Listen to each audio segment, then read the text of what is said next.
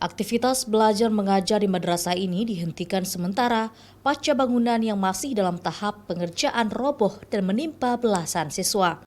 Belum ada informasi sampai kapan sekolah diliburkan. Pihak sekolah akan segera menginformasikan kepada orang tua murid perkembangan serta kondisi sekolah. Sejumlah anak-anak masih trauma dengan kejadian yang baru saja menimpa mereka. Ya, diliburkan karena pun guru hari ini kunjungan semua ke rumah sakit, guru dan beserta staf. Instruksinya belum cuma hari ini baru, belum selanjutnya belum diketahui juga. Lokasi kejadian robohnya gedung tersebut saat ini telah ditandai oleh garis polisi. Terlihat sejumlah perlengkapan siswa masih berada di lokasi kejadian. Sebelumnya, Kamis sore bangunan penyangga atap sekolah yang sedang dalam pengerjaan roboh dan menimpa 15 korban siswa yang sedang belajar.